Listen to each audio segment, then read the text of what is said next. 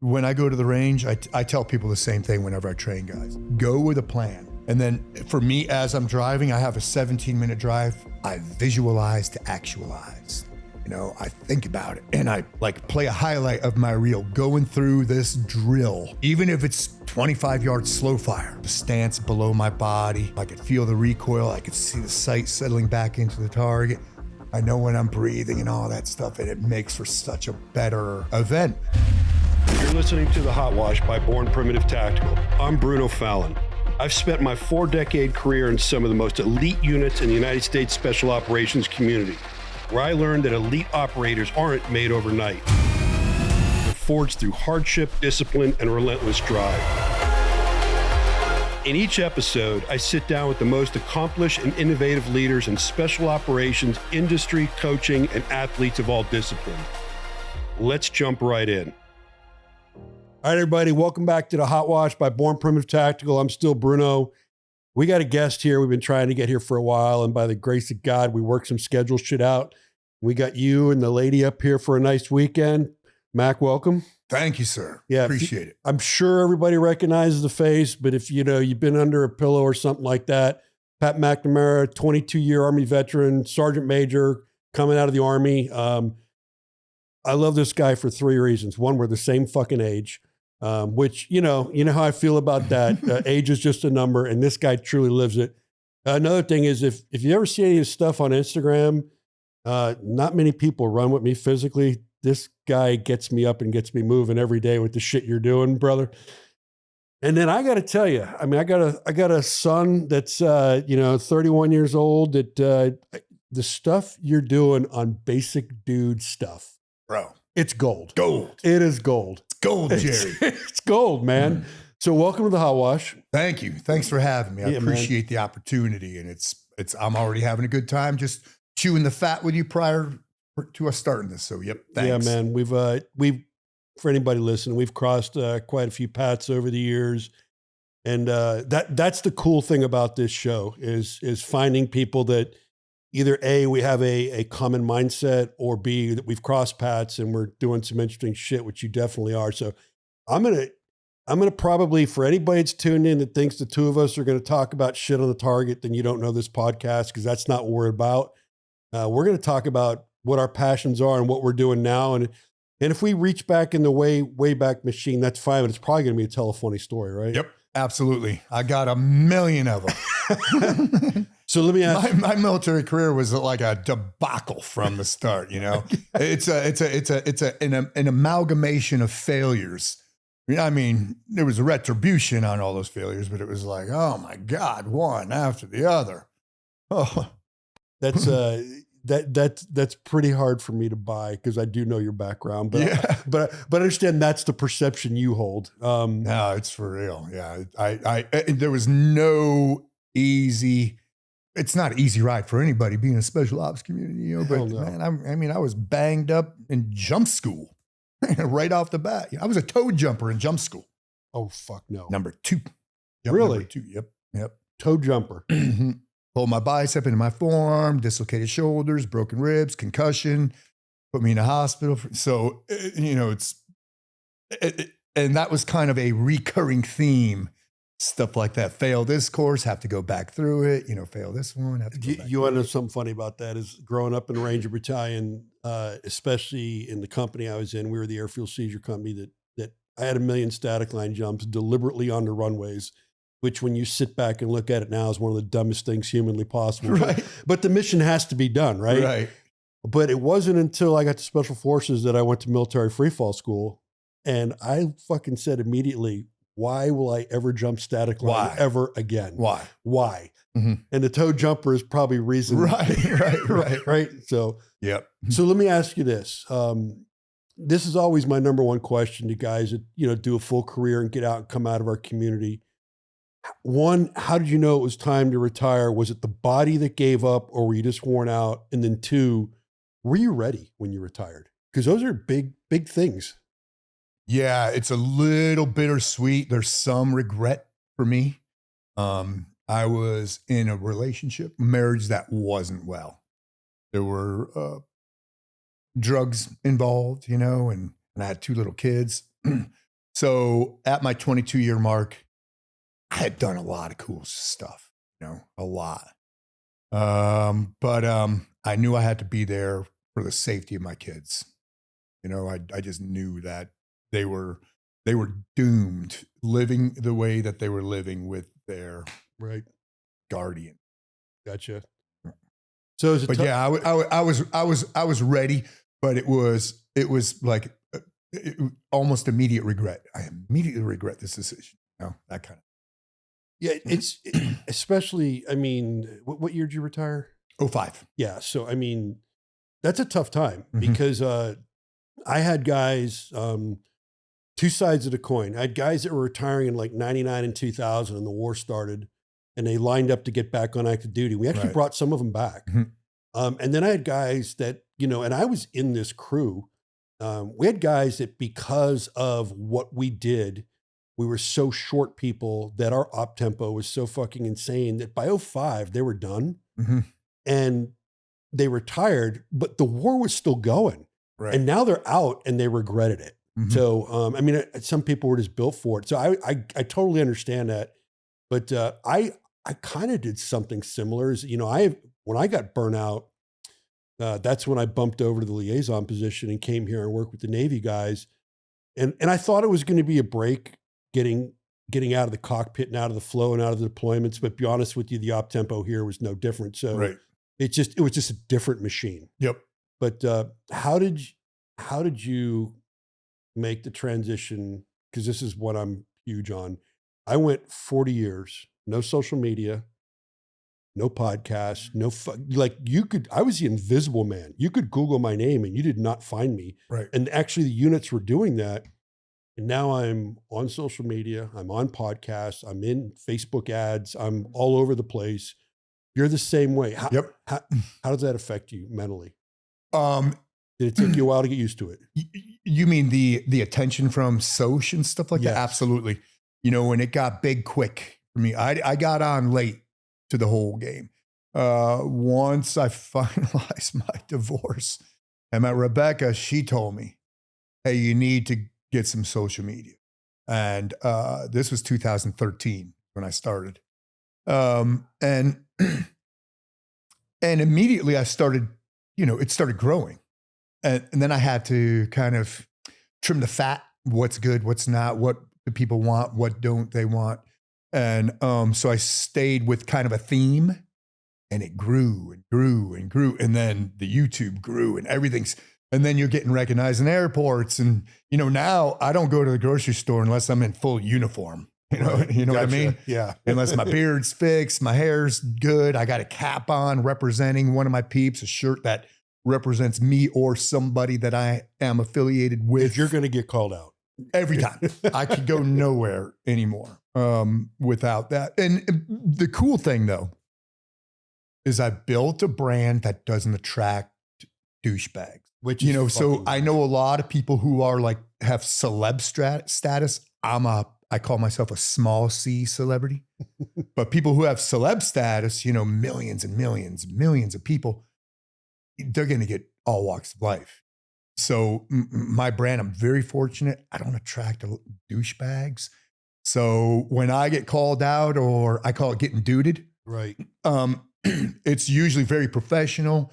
Sometimes they're just walk-by dudings. Hey, Pat Mac, how's it going? Rock and roll, Right. And then every once in a while, it's a small chit chat, a lot of photo ops, but I don't mind one bit. So many people will ping me, hey, I saw you in the airport. I didn't want to say anything. I'm like, no, man, I'm accessible. Yep. Yeah, I know what you're watching. Right. The stuff that I put out is clean content. It's genuine. And I think that nowadays people are genuinely craving genuine. So the chances are pretty good that you're not going to be a pain in the ass. You're not going to be a fucking pain in my dick, bro. I'll tell you right now, I don't have a fuck ton of time to look at other people's social media because we're running a business, we're doing our own and all that. Right. But there are businesses we work with that I check their stuff every day because we have mutual interests. Yep. And then there are personalities I check. You're one I look at every time you post. Oh, right. I mean, it's between either the workouts, the shooting, or just the basic dude stuff. Yep. Yep. I mean, it's all on point. So and I keep it like that. Yeah. I'm not posting pictures of what I ate this morning, Right. and that kind of stuff, which, hey, kudos to you if that's what you do. But I just want to keep it very, very consistent, right, all the way through. Yeah. And we're actually learning that here right now as a brand. We brought one of our lead ambassadors, Blake Cook, just took over our social media. And that's the first thing he said is he goes, I'm looking at your grid and we need to change the consistency. And I'm like, go for it. Do it. Yep. So he gets it too as well. I think we have to realize that we human beings are devolving rapidly and we're slipping further and further from our primal being, and that our attention span is less than a goldfish. So I say people are living in a 6-second world now. So if you can't grab them immediately, you've lost them. It's a swipe. Right.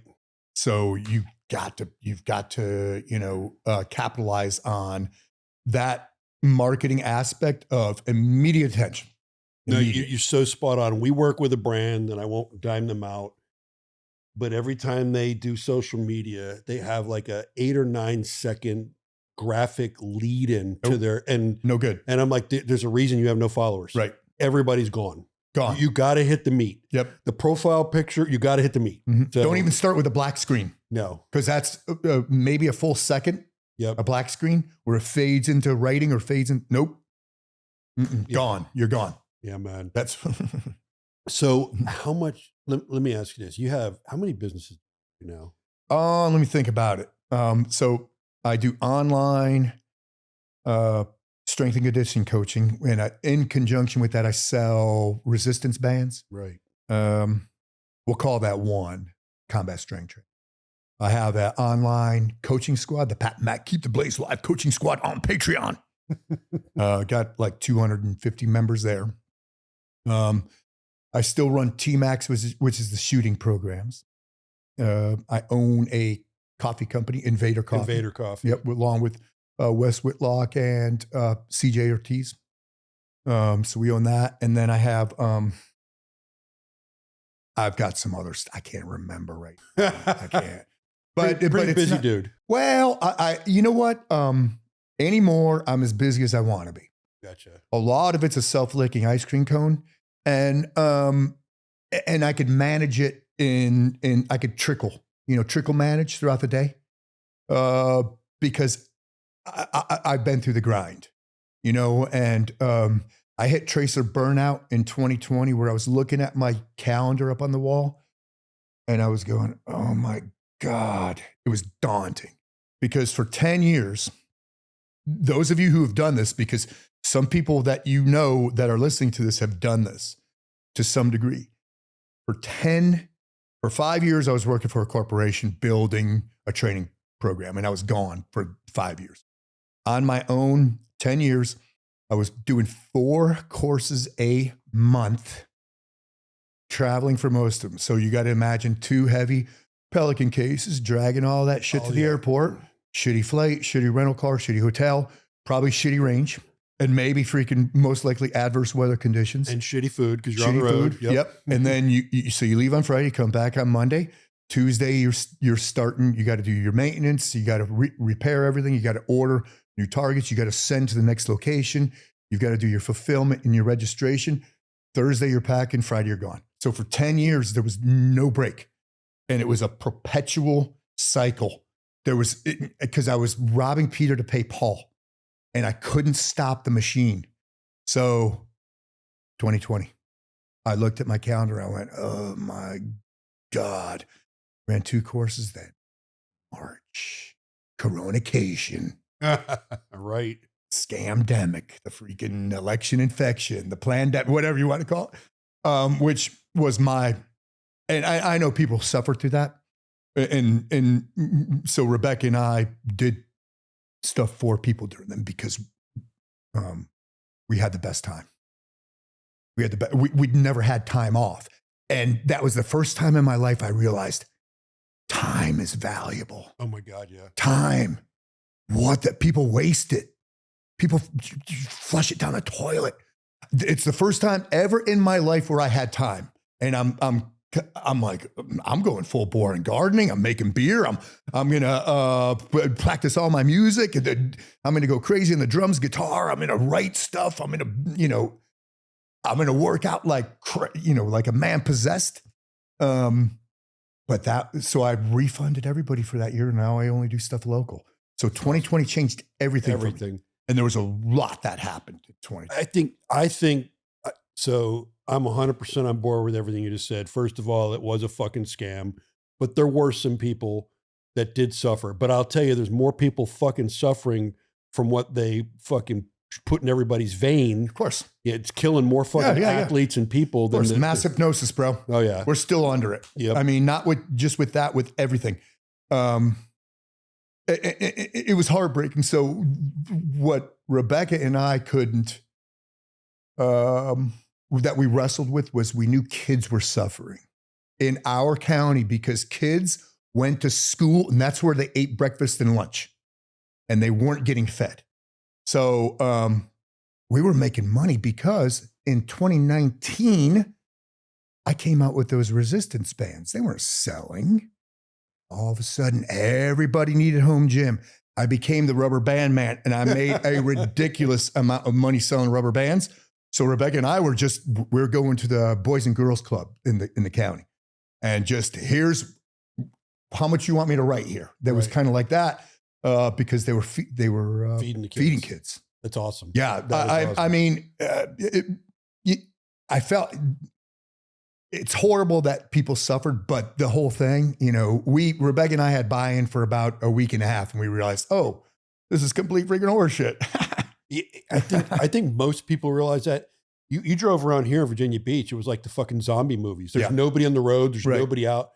We never stopped living. We went through this really weird phase. The first month, I think we became the fucking mass discoverers of bourbon because we didn't know what to do.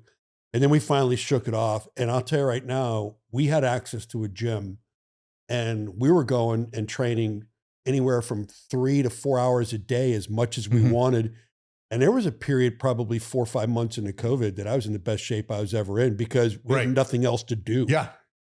So. And that's what gave birth to my world famous driveway gym now. Because I co-owned a MMA gym.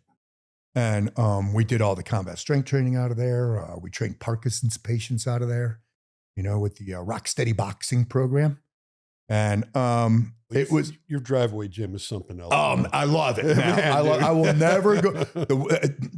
I think the only thing I miss about going to a gym is getting tied up in a knot and getting punched in the face. Right.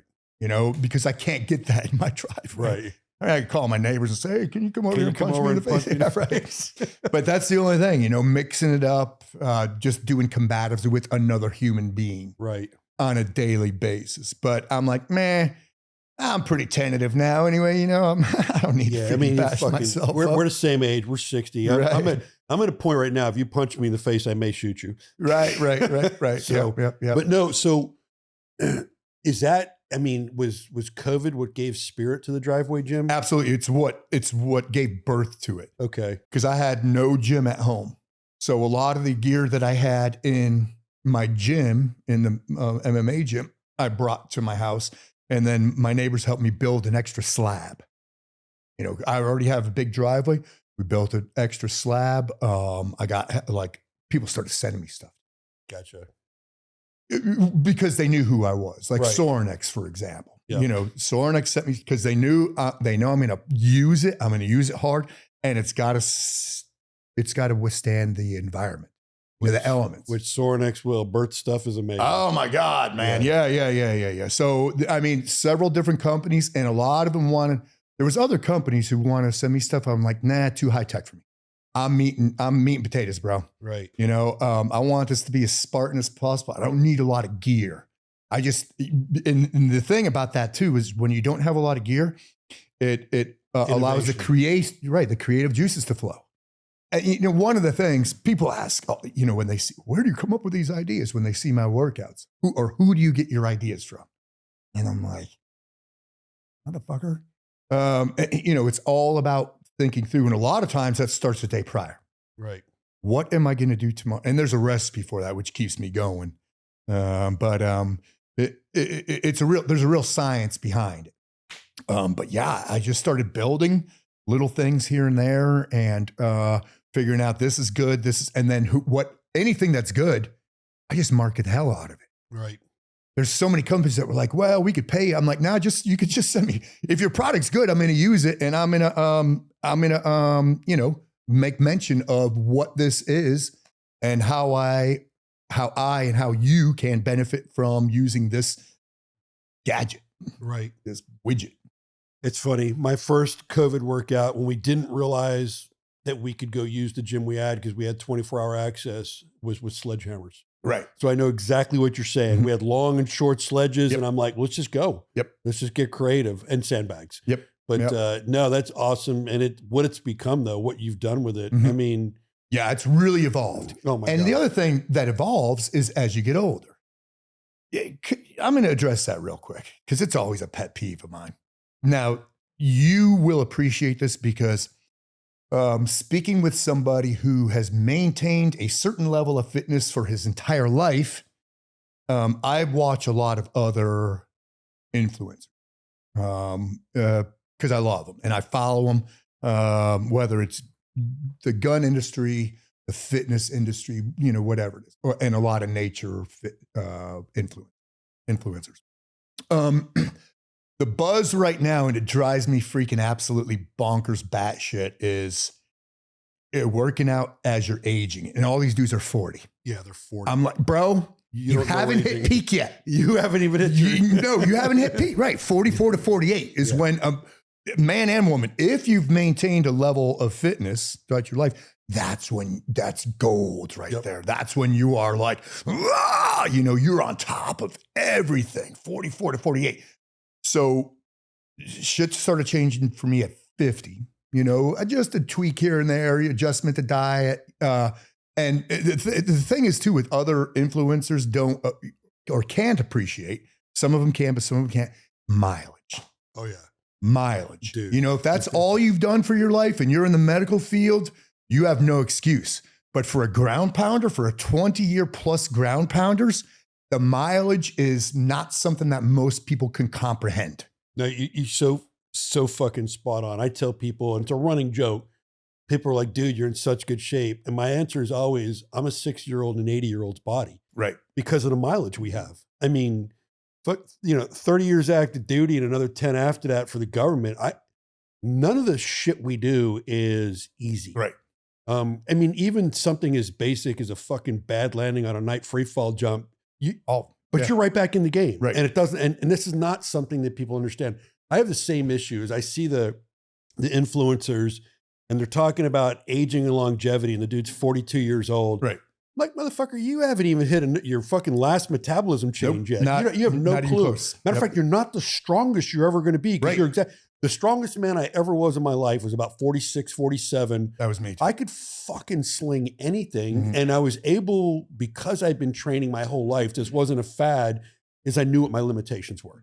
I knew, hey, look, I'm not going heavier on this deadlift because that is my structural limitation. Right.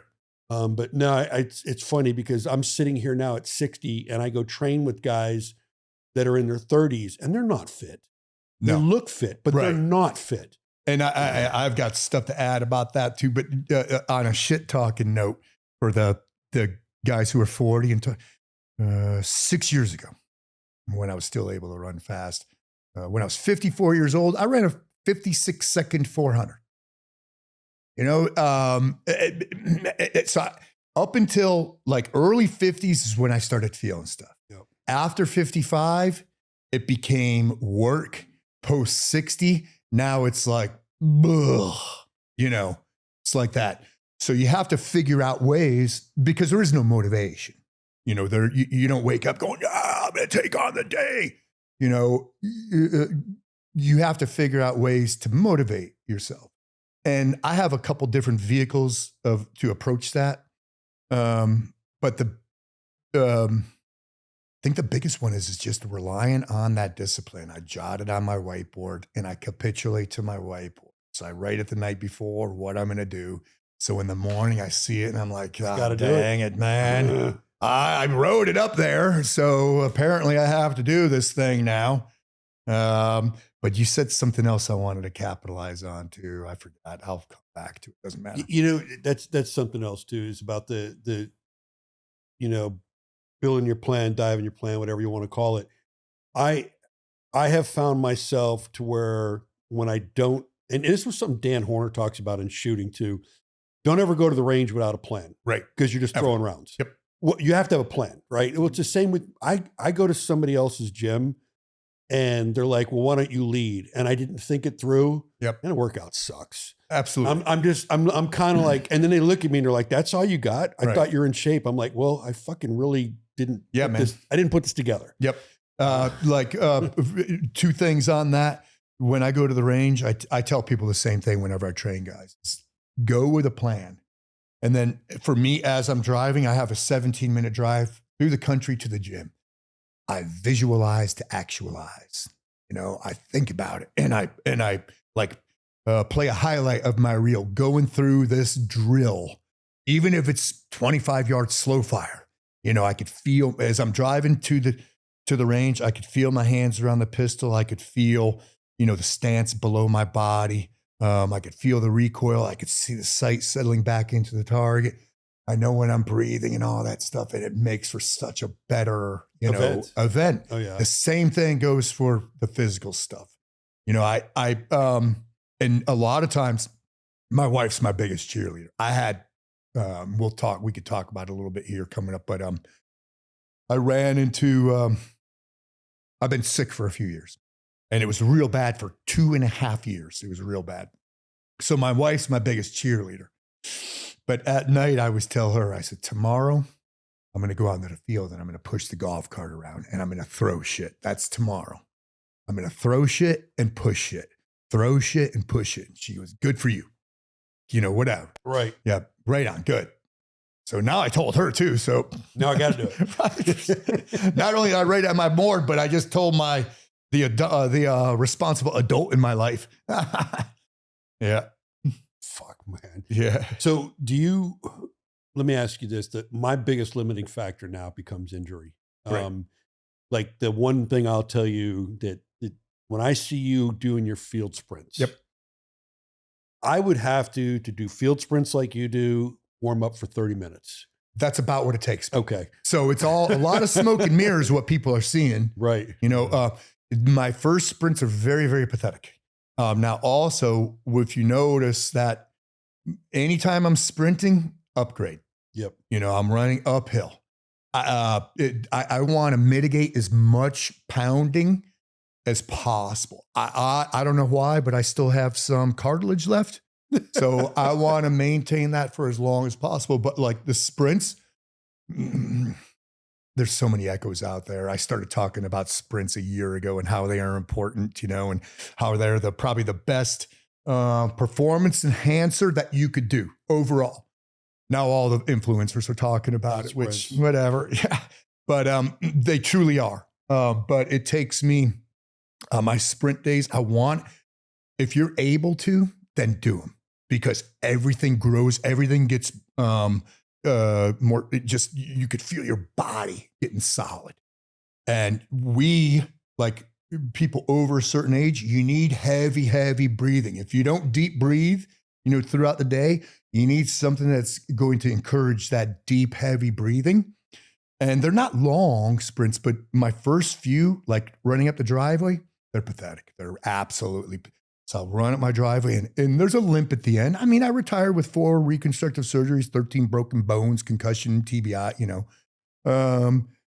So there's a little bit of limping, but it's in my bones. It's not the cartilage. I don't have bad knees, and it's because of that disease I have. So I have to break the pain barrier, the pain threshold. So they're sissy sprints up, static stretch, walk back down, sissy sprint up, static stretch, and then a little faster, and then keep the static stretching, because man, I don't want to blow a freaking hammy, you know? Right. Or an Achilles tendon. Oh yeah. No. So I'm very careful. Warm up to me is very important. A lot of times it's just bag work. Yep. You know, but it's probably at least 15 minutes of warm up. Okay. before I do anything with heavy resistance, or like on my power days, which are my favorite days, there's a lot of heavy transverse plane of motion, and which is preventative maintenance for the combat chassis. Yep. I have amateurs who will comment, "You're going to throw your back out." It's like, dude, talk to me in 40 years. Right. You know, when you're no, this is how to preserve. This is preservation, what I'm doing here. Motion is lotion. Mobility equals survivability. You know, I have my main focus in working out is self-preservation, longevity. I have 4 reasons, but that's number 1. Agreed. I just had a human performance coach on here, and I'll never forget what he said. If you're not moving, you're dying. Right. He's right. Yep. 100%. Mobility is fucking everything. Mm-hmm. If you're not moving, you're dying. Right. So I brought a gym with me in my truck. I'm going to be up here for a couple of days. Brought my bands, my dowel bar and stuff, and I plan on just chilling wherever I am. Oh, yeah. and going back, because I want to spoil myself too. You know, I want to have some bourbon and some good food, and I'm going to work out every day while I'm here. You're like, you're on vacation. It's like, yeah. But usually when I go on vacation, it's walking over mountains. Right. Right. Yeah. No, I'm the same way. I always start my vacation with a morning workout. My body's got to get something. You get to that age, bro. You got to. Hey, so I was at my pub the other night, and I talked to my pub peeps, and they're great folks. I love them. And I'm just Pat Mac there, you know. I'm just some dude. And we're chatting, and working out came up. And these are not guys who work out. And one of the dudes who was in his late 30s, but you could tell he's going to shit, says, yeah, I'm going to start at a certain point. And his friend says, well, it's never too late. And I said, bullshit. There is a too late. Yep. You will hit a point of no return where you will not be able to work out at a level to get yourself in shape that meets longevity levels. So yes, there is a too late. Agreed. So if you're not doing it now, there is 100%. Yeah, that's a message for anybody listening. Like if you're talking about tomorrow always, you're gonna blink and it's gonna be too fucking late. Yep. And that's something. It's and everyone from my son to, I get asked this all the time in the gym. They're like, dude, how did you get to look that way? I'm like, I've been lifting weights since I was 11 years old. Right. I'm 60 and I don't take time off. Like anything more than, unless I'm in the fucking hospital with surgery, anything more than like 2 to 3 days off, I actually get worse. Yep. It's like there's no lube in the machine. Right. And that's something that, you know, if you're 30s or 40s, you could do that a week, 2 weeks. But now it's like, oh no, I have to do, even if I'm not going to work out, I'm going to go for a walk. Go for a walk. You know, I mean, something. You know, let me go freaking run my dogs hard today. And well, you have all these fitness influencers, again, they're in their 40s, and I see them professing, hey, if you're in your 50s, you only need to work out 2 to 3 times a week. I'm like, bullshit. I am, like to me, I'm the guy that realizes I sit and I go, holy shit, I haven't taken a day off in 10 days. I need to take a day off. Right. You know, but that's just my grind. I get up and I train. Yep. So, but I mean, and you're no different. I know that. No. and I think what I try to do, I love, some people ask me, hey, what do you do? And you know, it depends who is asking me. But one of my answers is I make people better people. So with the program that I follow, it helps mitigate excuses, because there's a lot of excuses, and some of them I get, you know, time, like gym, you know, so it takes me 30 minutes to get to the gym. I got to change when I get there. And then they're working out for an hour, which is way too long. You don't need hours. You need lessons if you're in the gym for an hour. And then it's 30 minutes home. So there's, you know, 2.5 hours out of their day. So I mitigate that excuse because my gym is in my driveway and I just walk there, and it could be 10 minutes or 45 minutes. And money is another one, right? I can't afford this, or it costs too much to do this. You don't need a lot. And you don't need No. you don't need heavy machinery and all this stuff. Kudos, if you got it, use it, right? But those are the big ones. And then, there's others like age. It's like, nope, stop, got you there. Right. And they're like, oh, never mind. All right.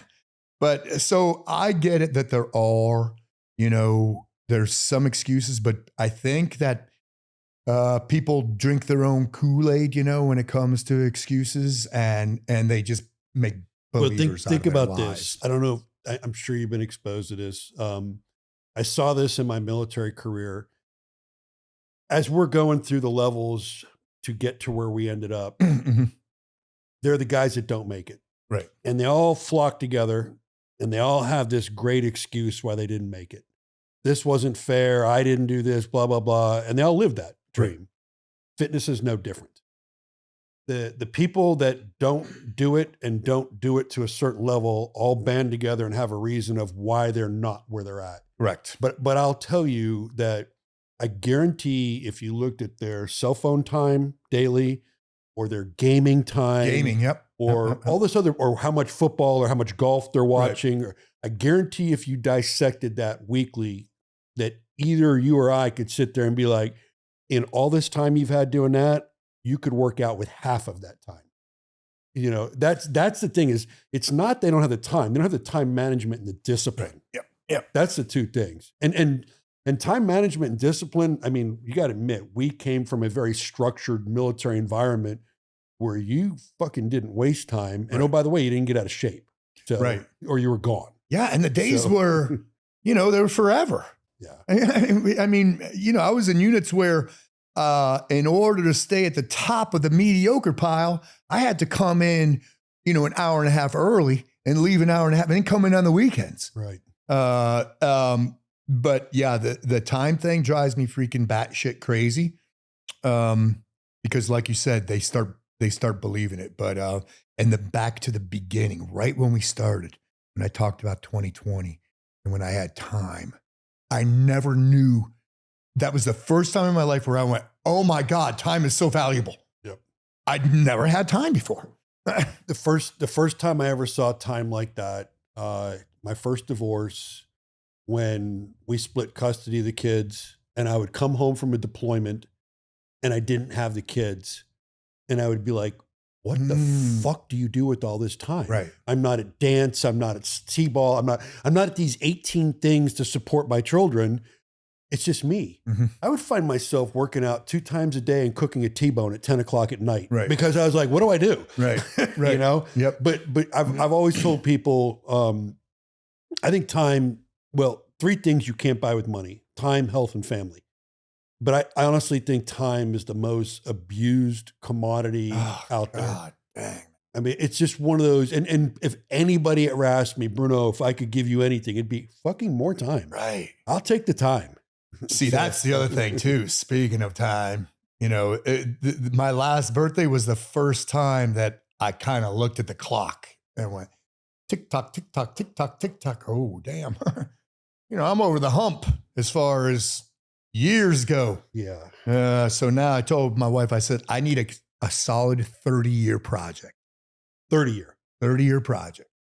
So yep. This is going to take you to year 90. Right.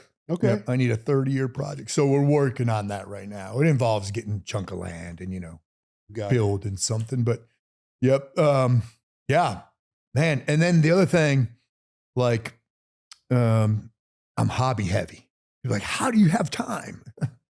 Well, I don't, but I'm not, if I have that 15, 22 hours, I'm not going to sit in front of the TV. I'm going to practice guitar. I'm going to take my dirt bike out. I'm going to watch birds. I'm going to do this, whatever. I'm going to sketch something. Yeah, man. We're not, Rebecca and I aren't TV people, like that either. And we make good use of the 24-hour cycle. There's nothing wrong with that. And I think the only thing I break on the 24-hour cycle, and I'm actually doing stuff now, is the sleep. Yeah. The sleep is always, and I think it's a community problem with us. 100%. I mean, I've gone through so many different things to help with sleep, and it's getting better. I went from a 4-hour guy to a 6-hour guy. So you and I are same boatish. My Oura ring tells me how much I sleep at night. Yeah. So I'm 4.5 to 6.5. Yeah, and it's crazy because like when I get 6.5, I'm like, oh man, I feel feeling pretty good. I do too. And then I pick up something and says, oh, if you're not getting 7 hours of sleep, you're dying. I'm like, well, I'm in the gym fucking crushing it on 5. So I guess it's I would like to sleep better as well. And me too. I went to a guy yesterday, so we talked. I actually, and I just, I mean, I'm no intention to give them a fucking plug, but I will. I actually started taking a synthetic hormone treatment called BioPure. Mm-hmm. And I do one in the morning and one at night. And I'm 45 days into this stuff. And I literally went from, and I'm going through a very stressful period in my life right now, second divorce, etc. I literally went from 3 to 4 hours of sleep a night to 6.5. And the only thing I have changed, because my mind is fucked and that's what keeps me awake. The only thing I've changed is adding this synthetic hormone. Mm-hmm. So I'm actually talking with them about their science and all that kind of stuff, because I'm starting to really buy in, because nothing else has changed in my life. And it's pretty, the other thing that I've experimented with here, and it's been the last 2 weeks, don't even know why, but I guess 40 years of being in a drug tested position, I was always adverse to doing anything because it was career day, right? Yep. Well, literally less than 2 weeks ago, I started having my first CBD drinks that have THC in them, the Delta drink. And holy shit, do I wind down and sleep on those. Yep. So it's good medicine, man. Yeah. Yep. Another thing, I kind of want to touch on this a little bit, but without getting into too big of detail, because I could write a book on it. But like I said, I have this stupid freaking disease, and I feel way better now, called polymyalgia rheumatica, PMR. It completely incapacitated me for like 2.5 years. So when I was a year and a half ago, when I was 58, I had to get back into shape, which freaking sucks. Now I worked out every day during this thing, right? But I couldn't navigate a flight of stairs, drive a car, button a shirt, open a pill bottle. And it's 4 hours of sleep a night, because with massive inflammation, because that's inflammation of muscles, joints, and bones, my bone marrow would hurt. Holy shit. It was nauseating. I felt like throwing up all day. And then with inflammation comes the fun shit like IBS. So you're pissing out your ass 12 times a day for a year and a half. All docs want to do is treat. So I had pill bottles on the counter. Got to a point where I dumped them. I weaned off a little bit. And it was the first time in my life I was ever motivated by vanity. Looking in the mirror and going, oof, I don't like what I see, bro. I got to tell you. And then I started going a way more holistic. Infrared sauna, craniosacral massage. I smoke weed every night. I do freaking psilocybin. Not afraid to admit any of that stuff. The thing is, it's taboo. You know why? Because Big Pharma says it is. Right. The psilocybin thing is absolute freaking life change. It's gold. Guys that are going through life right change. now, it's gold. And then not only with guys with problems upstairs, right? It helps out with that as well, but with chronic pain comes shitty disposition, and you don't even realize you're being a dick. You don't even realize that. It's just a way of life. Everything hurts, so shit comes out of your mouth that you don't intend to say, and you can't. There's no takey backsies on that stuff. Right. So I had to really check my stuff. But what the microdosing, or what I call meso-dosing, it flattens the curve.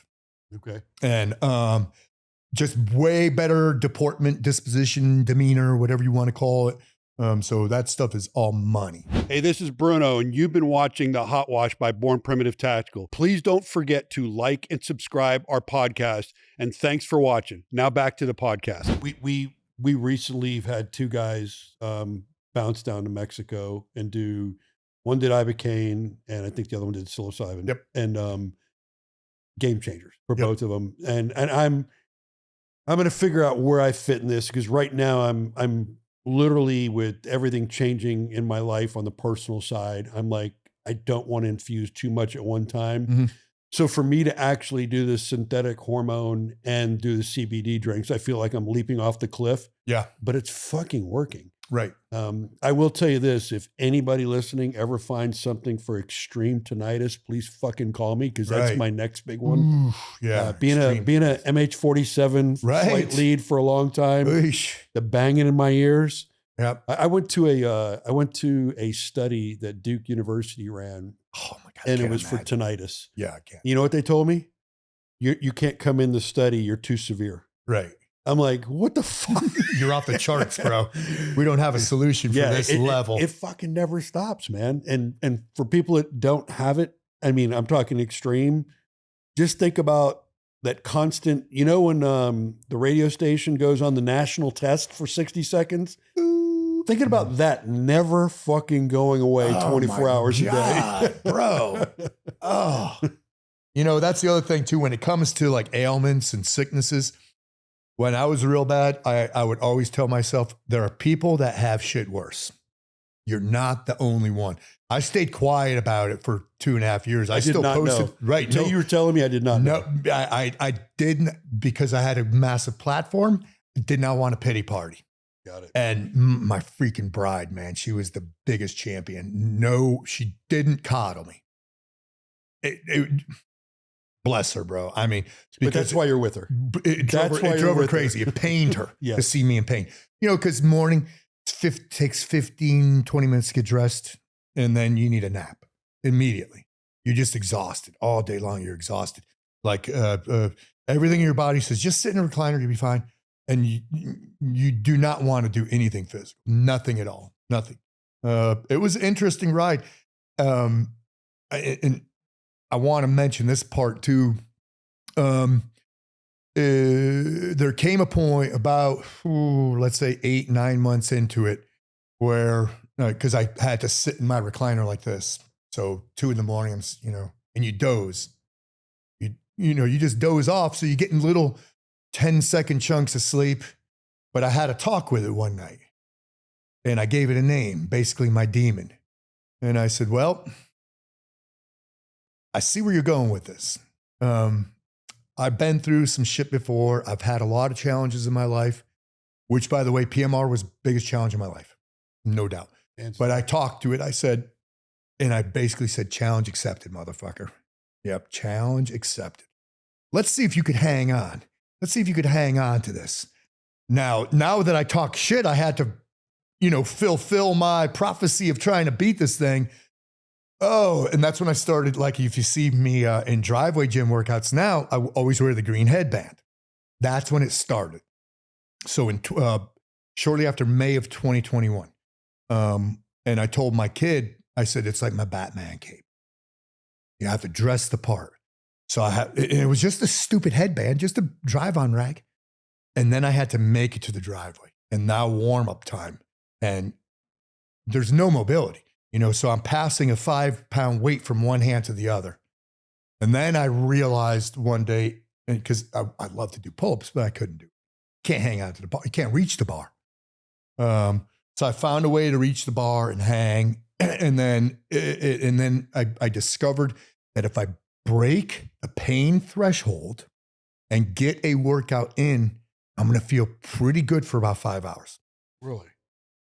Breaking the pain threshold sucked bad. I bet. Every day for 2.5 years, breaking the pain. So let me ask you, how did you do self-research, or were you coached? Tons. So, I mean, you weren't coached. You just self-researched all this and then went down your avenues? Or how did you, all right, I'm done with the fucking pills. Here I go. Yep. Well, when I first started getting it, my wife was blown away because I'm calling the doctor. She was like, you're making a doctor's appointment? I said, I can't. Something's up. Yeah. And so this is like a month and a half, because it comes on real fast, PMR.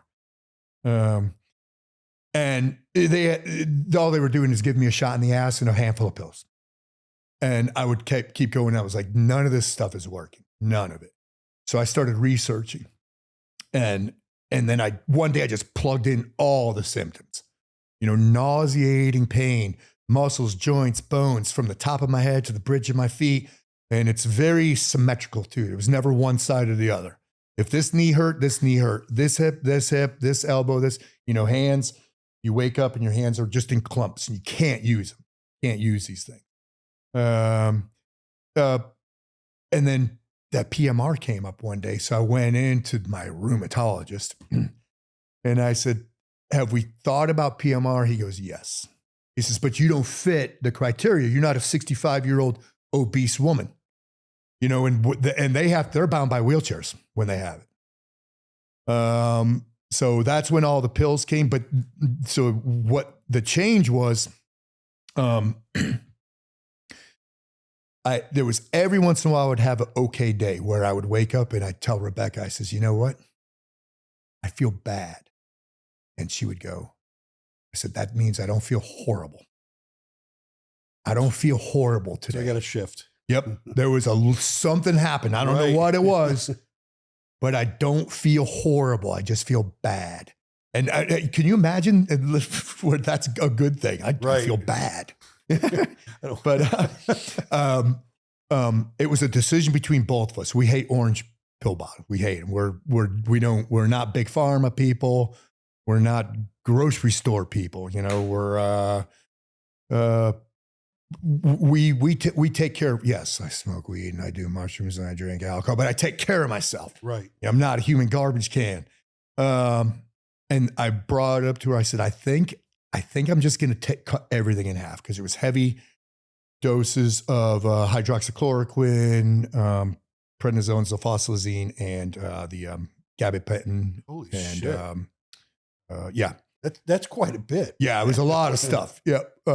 And even that, like there was no pain med that make it go away. Right. People say, well, have you tried this or that or freaking codeine or nothing. There was nothing that would squelch it. Nothing. Except for working out. That was it. So I ran into a guy at the Sorinex Winter Strong. And I attribute this guy to really Coach Pat. Coach Pat saw me limping. I was in a bad way. I think it was Winter Strong 2020. He saw me limping. He goes, what's wrong? I said, I got this stupid disease. And he said, and he knew about it. And he said, have you tried infrared sauna? Oh. He said, well, my wife has inflammation, this and that. And anyway, it was back there somewhere tucked away. I got home and I heard somebody talking about IR sauna. And I said, Brian, what are you talking about, IR sauna? And he says, there's a spa downtown, Salt Spa, and they got him. Made an appointment immediately. Went with Rebecca, limped across the street.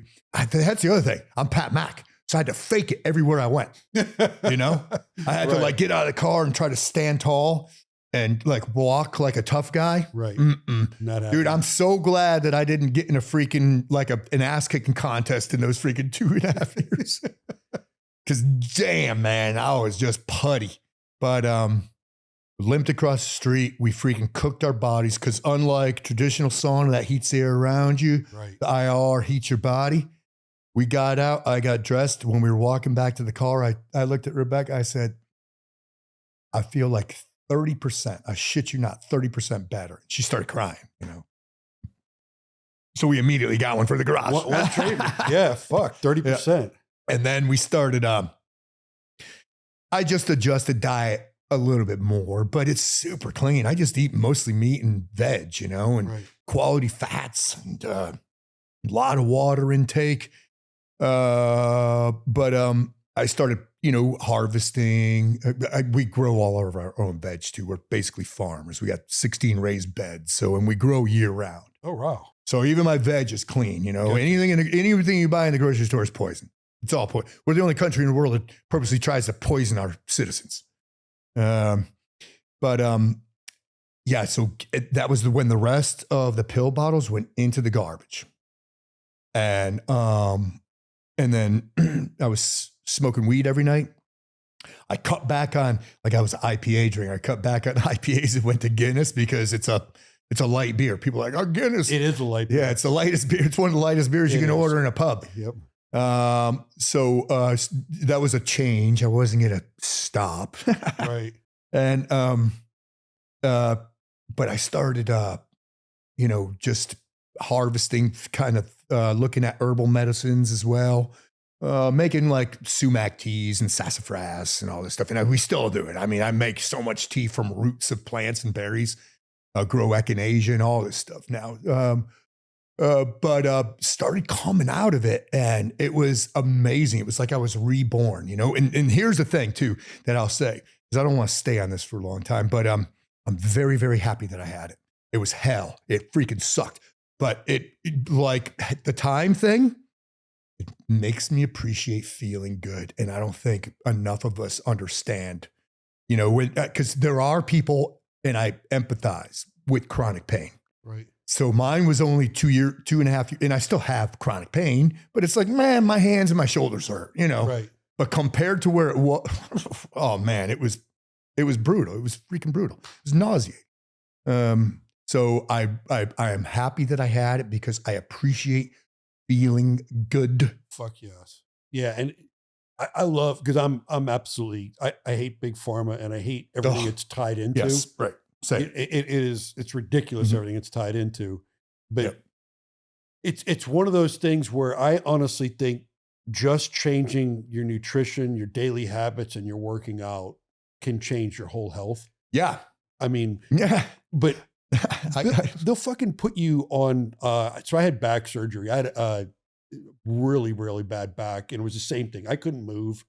So they went in and they did some massive cutting and removing, and it was fucked up because when they were in, so they did 2 MRIs, and when they were in me, the guy goes, "Oh, and by the way, you've been walking around with a broken back for 1.5 years because you had a crushed disc that we couldn't see in the MRI, how collapsed you were." Yeah.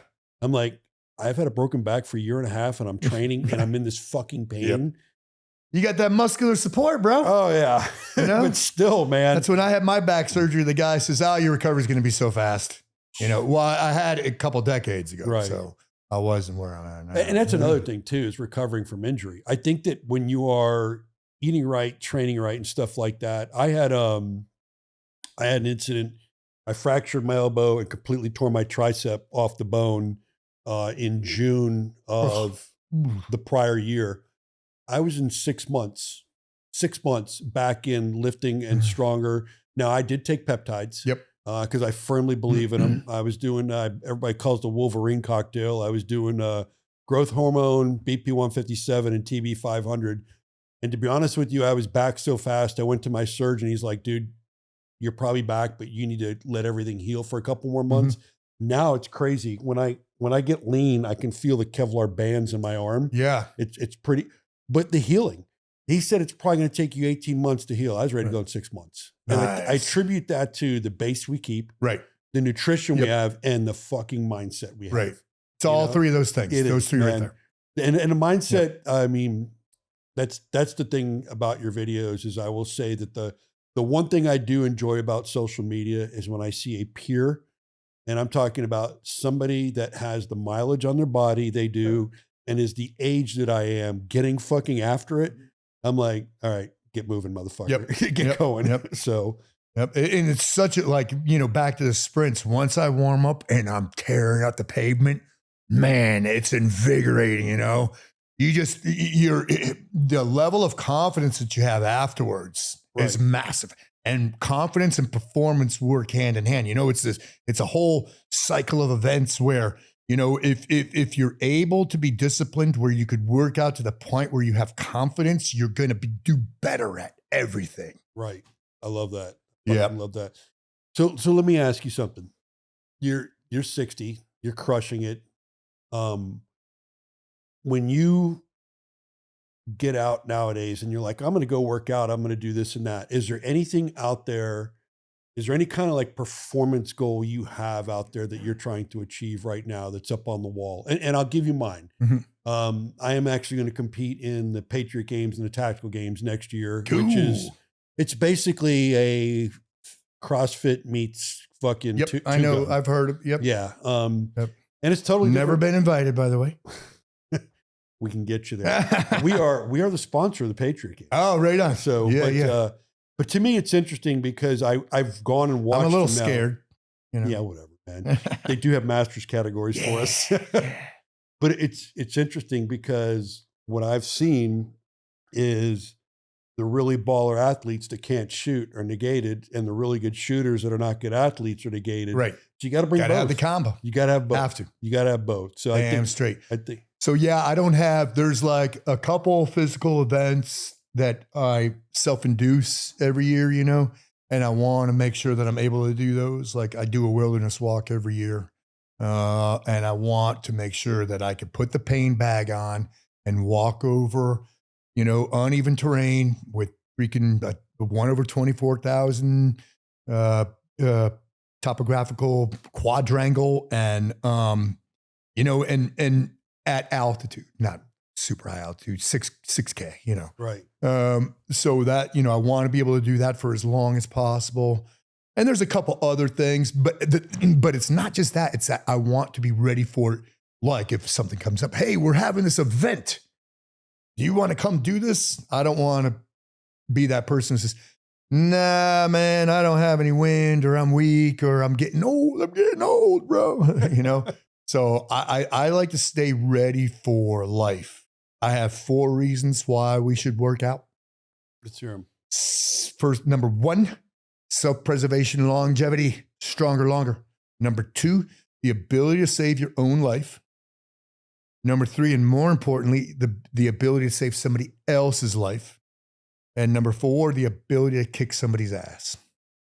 So, but I think that's a good way, you know, for people who don't have motivation. If you think about those, especially if you're a family man and if you got a wife and kids, you're the protector, you know. That's right. Of that flock. And you want to live to that age where when your son gets 16, you could still talk shit and freaking, you know, beat him in a wrestling match. That's right. But I think they're good reasons to live by, and it just makes so much more sense, you know, because a lot of people, it's about cosmetics. Do I want to look good? Damn straight, I want to look good. It's a byproduct. I love, you know,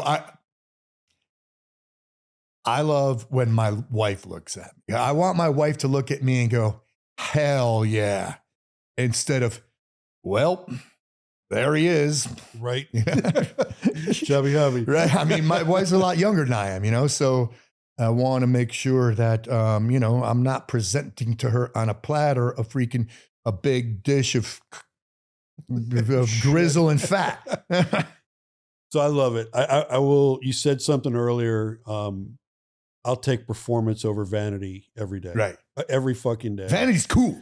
Vanity's cool, but it's cool. And it's a motivator. But the thing is, it's byproduct. Yeah. And the other thing is when you actually get after it, vanity sits on the sideline. It's right. Performance. Dude, I know, I've worked with people, you know, in tier 1 units in the military who looked like, man, but holy hell, bro, you're a gazelle. You're a water demon.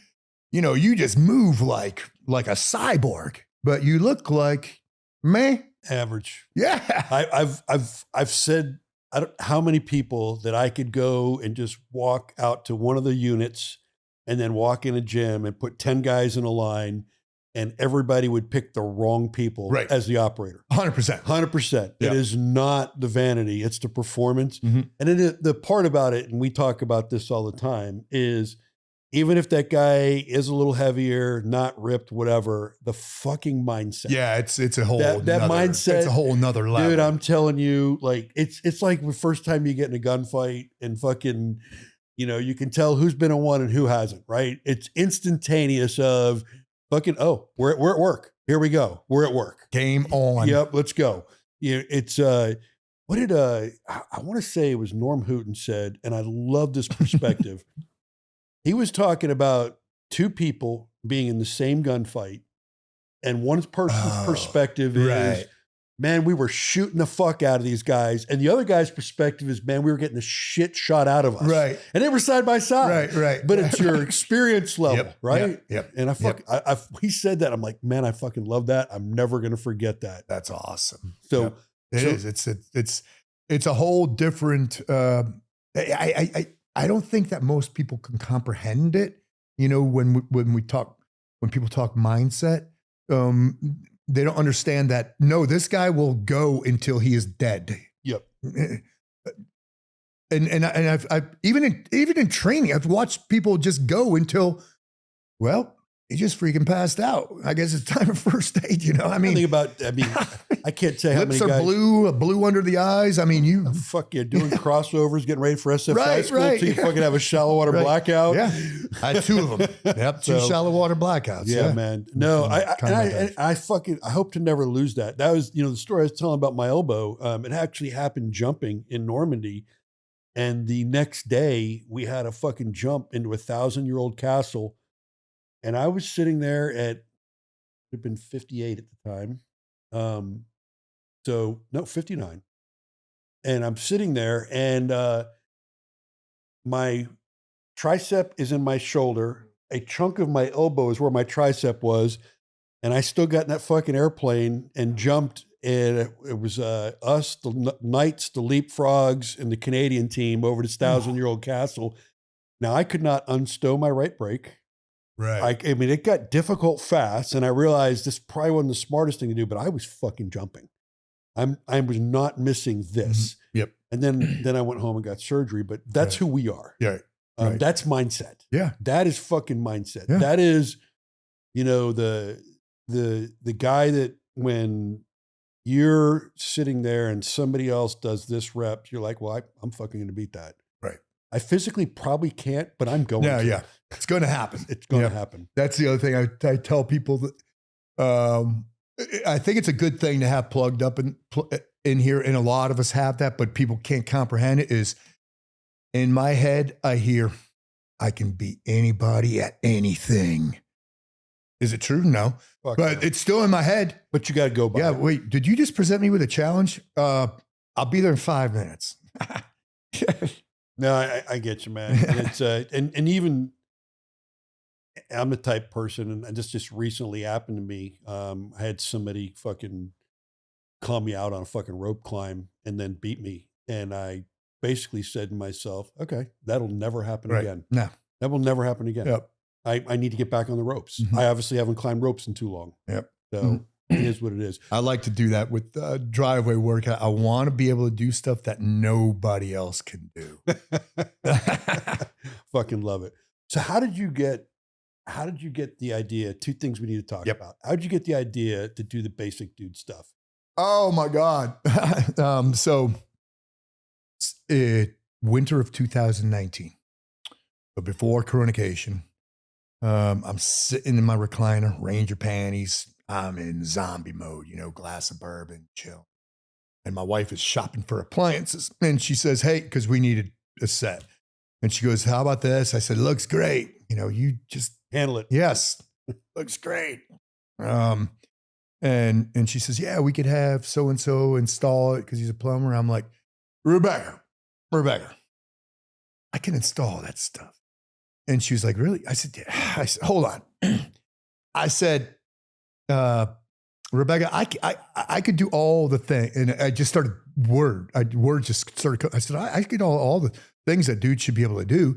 Not a lot of the advanced stuff, but I could do all the basic stuff. The real stuff that, dudes should be able to do. I could fix a house. I can't build a house. I could fix a car. I can't build a car, just the bait. And then it came out. I said, just the basic dude stuff. And then I went, ding, ding, ding. And I wrote it down because I always have I call it a high idea book next to me for when I'm smoking weed. So I have a high idea book and I wrote it down and then I pulled it over and I started writing stuff. Because here's the thing, back to us devolving rapidly. Fun word. Just 100 years ago, we were perspicacious people. We could do all the things. We could hunt it, kill it, eat it, fix it, mend it, repair it, till it, sow it, harvest it, store it, all of it. All the things. Right. Which people are going to start copying that one. Hunt it, kill it, eat it, fix it, mend it, repair it. But we could do all the things. And I want to still be able to do all of the things. So I started writing stuff down. Like, what should we? And the thing is, the dude term, that's all encompassing. It's man, woman, it's child, whatever it is. Right. And I had 3 pages in no time. So I filmed one and it was okay. It got some traction. I spent a little too much time on one thing. And then I think it was just, and I coined the term Basic Dude Stuff Wednesday, hashtag. When I had 6 of them built, I put it on my YouTube channel. And I saw a spike, like high, massive spike. And I went, oh shit, I'm on to something here. Damn. Oh my God. And then the copycats started coming out. You know, basic dad stuff, basic kid stuff, basic mom stuff, I have a laundry list. Right. If any of you watch my Basic Dude stuff, where it says more ... I have preemptive strike on douchebaggery, and I have all of them listed right there. So I had to get a trademark on it. Right. Immediately. You know, I have secured more intellectual property than a lot of people have. You got a term, you got a phrase, you got a book, you got a widget, secure that intellectual property. Because number one, there's a lot of echoes out there. Number two, there's lack of creativity. And people will snatch up an idea. Every once in a while, somebody will come up to me with a good idea, and I say, hey, how many people have you told? I said, you and so. I said, don't tell anybody else, because this is a good idea. Right. And if you don't capitalize on it, if you tell people, they will. They will snatch that from out underneath of you so fast and make your head spin. So don't tell anybody. So it got, and then it started getting like worldwide traction. You know, I got notes for the unexpected thing was kids. You know, kids watching it. Right. So I'd have parents sending me videos of their kids, you know, making your bed is Basic Dude stuff. And, you know, and then I realized, oh shit, now I have a further obligation. I got to keep these clean. Right. Because initially I had like, you know, keeping a good ash on your cigar, or, you know, just stuff with booze in it, you know, Right. certain things about beer. And so I cut all that out, made sure there was no cuss words in it, because I wanted it to be a family thing. And then started putting the joke at the end with Right. Rebecca. Because that keeps people to the end, because we live in a 6-second world. So Right. nobody watches a full video, no matter how good it is. Right. Unless it's a 16-year-old kid shoving donuts in his mouth or something like that, you know, or, you know, a cute baby elephant falling down. So those are lessons learned for those who are out there who have an idea. There's a lot of copycats. There's a lot of echoes. And they will exploit the fuck out of anything that you produce so that they can benefit from it. So is that how you got moved into what you're doing with the kids stuff now? Yeah. So my wife went and she got another degree in social work. This was not a good time for the McNamara household because she's an empath, hardcore, you know. She graduated from it, but especially during her intern, when she was working in clinics, she would come home and the mood would be foul.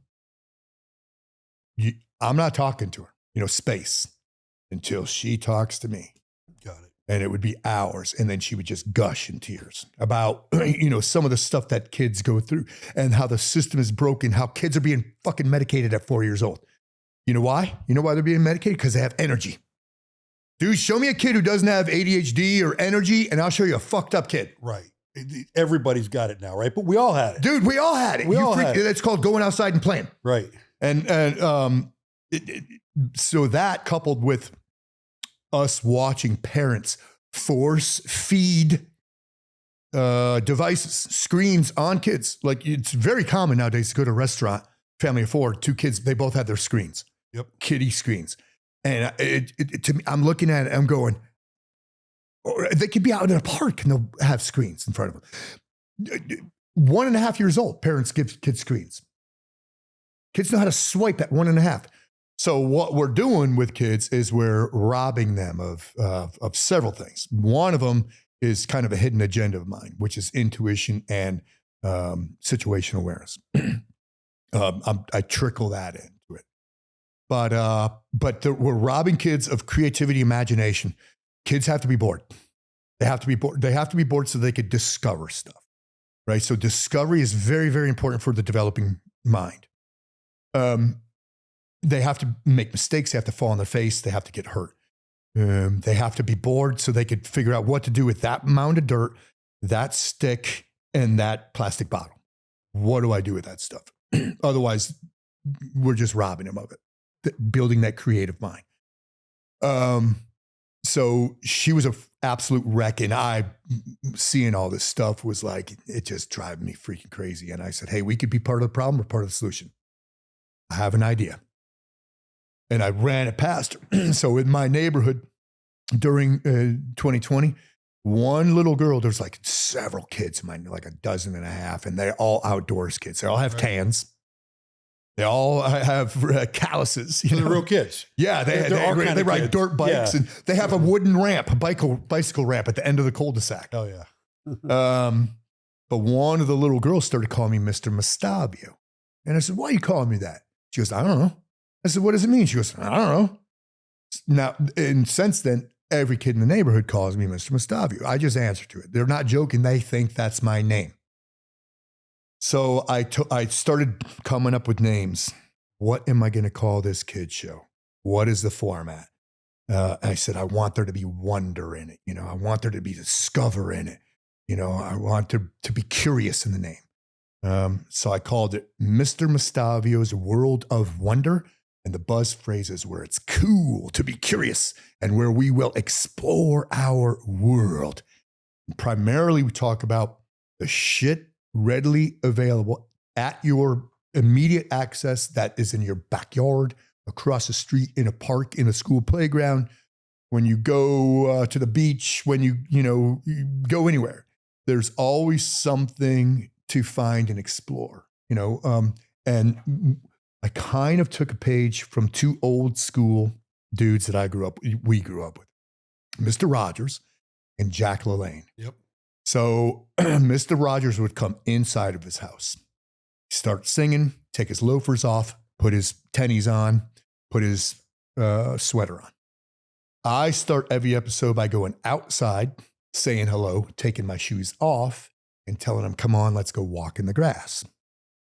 And at the culmination, the end, at every episode, we exercise. I go, you know what it's time for now? Exercise. And everything's on a whiteboard, words. Exercise. And, they're basically Jack LaLanne exercises. Right. That's what they are. It's awesome. And, I'm like, can you do this? Can you balance on one foot? Can you balance on one foot while you're bouncing a ball? That kind of stuff. It's very easy for me to put this together because I still have a vivid memory of childhood. That's kind of an advantage to be an abused child too, by the way. Right. Yeah, you have a vivid memory of childhood. So I could remember 4 years old. But I remember the stuff that fascinated me as, because that's the target demographic is 4 to 8, Gotcha. Right in there.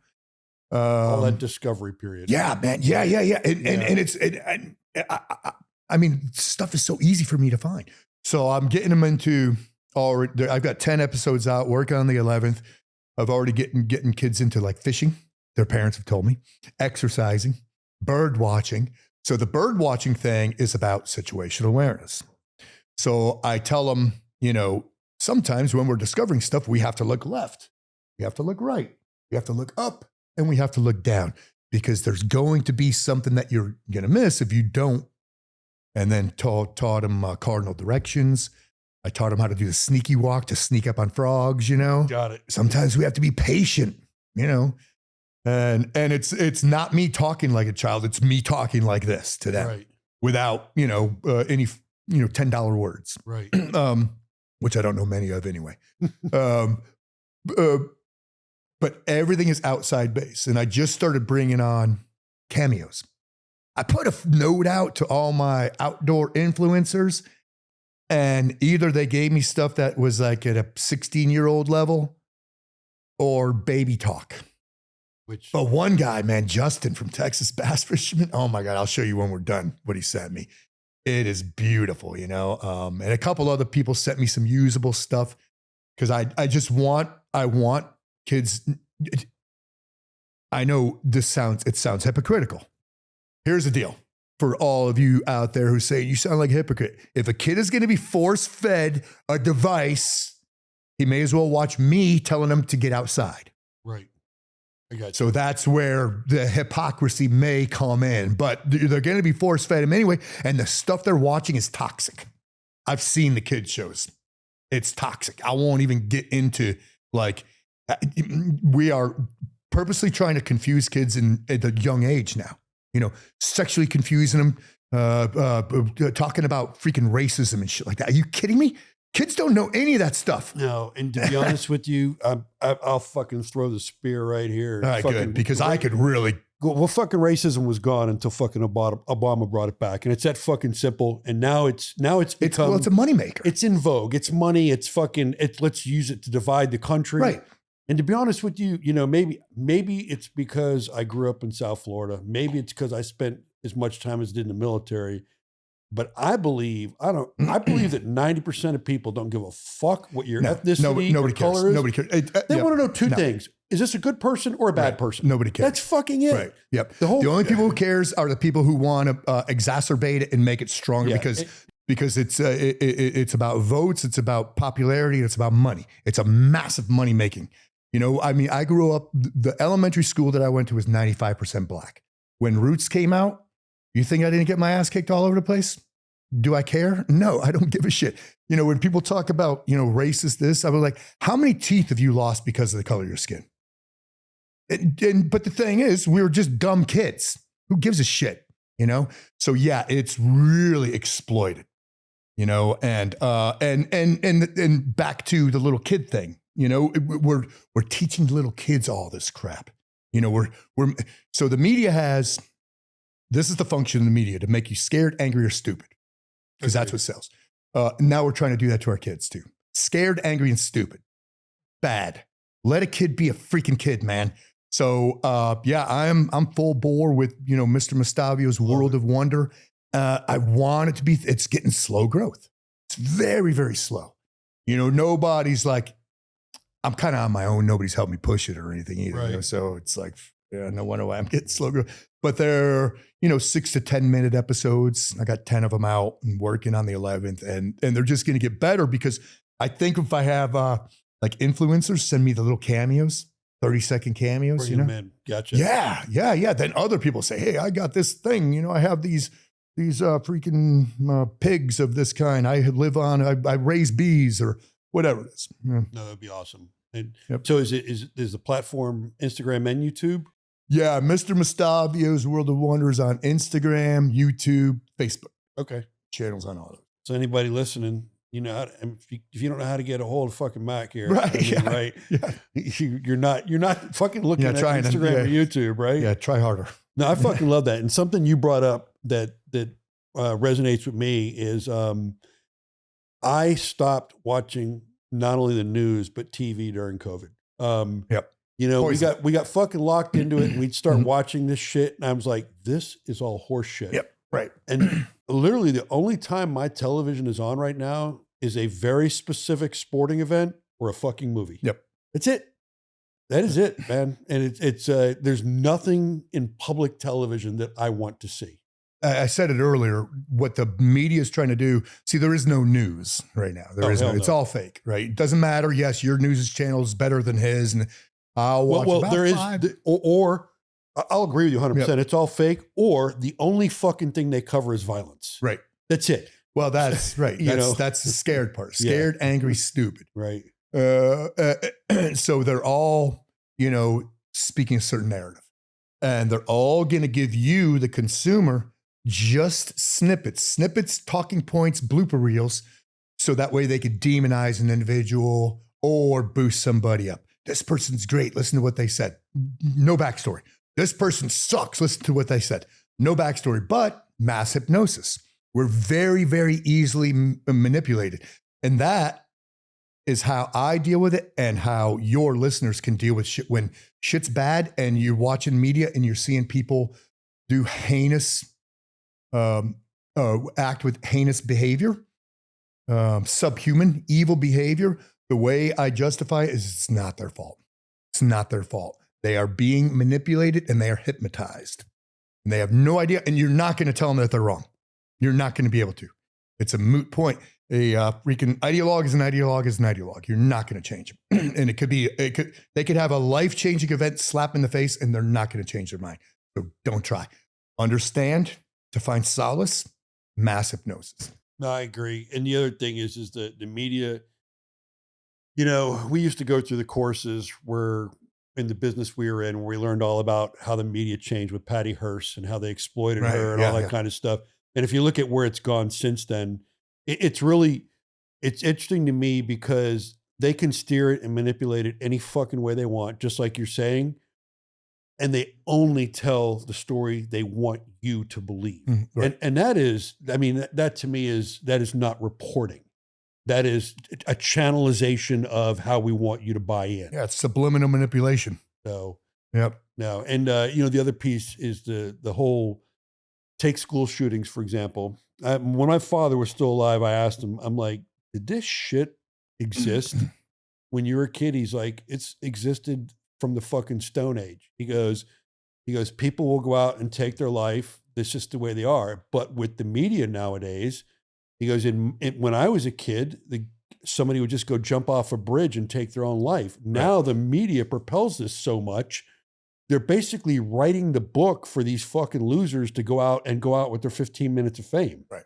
So yep, it is what it is. Yeah, because they know they're going to get coverage. Yeah, of course. And then, you know, then you look at these fucking people. But right, what else do you have good that we can talk about?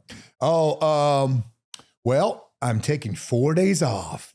Yeah. In Virginia Beach. Yeah, in Virginia Beach. Do you know where you're going to eat and hang out? Yeah, that's Rebecca. She's like, we got reservations here. And I'm like, all right, whatever. Yeah.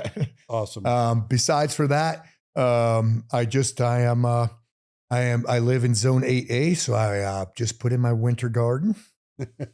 And I'm a nerd. I'm a real nerd with that stuff, man. I garden all year round. But look at what it's producing. Yeah, right. Clean. You know, you just feel clean when you consume clean, you know, you feel it when you're not a human garbage can. Because when I do splurge, I like to splurge every once in a while, you know, and afterwards it's like, damn, bro. I mean, it was good going down, but man, where it's sitting, this ain't good. No. And I think we're all that way, which I don't think you ever feel what you just described, though, until you actually do start eating clean. Right. And once you have eaten clean and you go off it, you're like when you're always on the pizza, wing, burger diet, you never know. Right. But once you start eating clean, like for me, I fucking love having a pizza, but man, do I pay. Of course. Yeah, same. I mean, Rebecca and I talk about all the time. Road trips, man, I am hitting a McDonald's. I'm getting a number one with a McDonald's fountain Coke. Dude. I mean, when you only have that 4 times a year, right? It's like, oh my God, this is the best thing ever. Especially that fountain Coke. I'll look at it. I'll get thirsty. I'll eat all my French fries first and keep looking at it while I'm driving, you know. I'm like, where's that fountain Coke staring at me? And then I'll just chug the whole thing. And it's like crack cocaine. I'm like, oh. It's such a treat when you don't have it, you know? Right. Yeah, it's a freaking thrill. But yeah, besides that, you know, I'm going to maintain the fitness thing. I'm going to keep exploring, keep experimenting with my own combat chassis, and then trying to put as much information out there. And I put out free information to people, man, you know? You absolutely do. I write stuff in the notes for each workout, but nobody reads the notes. You know, it's a snapshot that nobody reads. It's a 6-second glance, you know, a comment, cool, or whatever, and that's it. Yeah, I'll say something there.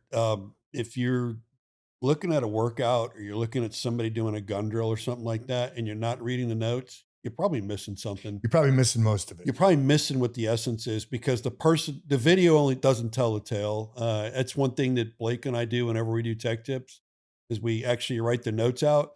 And then it's funny, you'll read the questions and people are asking the question that's in the notes. Right. You're like, did you not read what we put there? Right. So yeah, because I tag everybody, you know. Hey, what jeans are you wearing? It says right there, Born Primitive, bro. I mean, I don't know. Right. If you're bored, just look down below. Kind of the concept, right? Well, dude, I got to tell you, I'm glad we got you up here. I am going to make sure. So the December event we have down at the Sawmill. Yep. Dutch wants your ass down there. Woo! Norm's going to be there. Cool. Trying to get Scotty Miller there. Yep. It'll be a fucking reunion of reunions, right? Oh my God. We got Hoist Gracie coming in. Cool. And one of the reasons you'll like that is the community podcast we're going to do. And this is Scotty Miller's idea, is that we want to talk about early combatives in our community. Oh, badass. Dude, I could talk to most of that. Yeah, exactly. It's the right crew. Yeah. It's the right crew. But Yep. hey, so a couple things before you roll. Yep. We're talking about Norm. So I got to give you, hopefully you'll use this here on this 4-day weekend, but this is my favorite. It's his 12-year. Oh, right on. So that is just such clean burn stuff. Hooten Young. Yep. Oh, yeah. I've tried it before. I have a bottle, not this one, not the 12 years. So the 12 and the new bourbon are my two favorites. Right so on. You will definitely enjoy that. That is my favorite that he makes. Nice. Then another thing is we work with Montana Knife. And love them. Josh Smith, bro. Fuck Josh. Love these guys. Yeah. Love them. Thank you for that. Yeah, man. Oh, man. Josh is, as you know, he's like the premier hunting knife, and he's getting into the tactical world. And this one is his dagger. And right on. Yeah. So, I'm not going to open the man, but the little prize. You will love that. It's and if you understand Josh's story and what he did to become that bladesmith and all that, it's that's a quality story right there. Hell yeah, you know what I mean? Yeah. And then from me, can't be a military guy and not have a coin, brother. Right on. So, boom. Yeah, man. Thank you for that. Right. Well, hey, man, any closing comments? No, I'm good. Thank you. I really appreciate the opportunity to come up here, chat with you and with peeps who are listening. Yeah, appreciate I'll tell you, for our audience, a couple things out there. One, if you want to, again, 60-year-old man that's fucking legitimate, that puts stuff out on fitness, basic dude stuff, which is basic everybody stuff. Mm-hmm. Go take a look, Instagram and YouTube. I mean, I actually enjoy the videos and learn from them. And then the other piece of it is it's not fabricated garbage. It's a fucking worn chassis. It's 60 years old. That's been there and done that. And I fucking love that. So, man, it was great having you. Thank you. Fucking cannot wait to air this episode. And everybody, thanks for tuning into the Hot Wash. Thanks for tuning into this episode of the Hot Wash by Born Primitive Tactical. Don't forget to like, subscribe, or follow us at Born Primitive Tactical. I'll see you next time.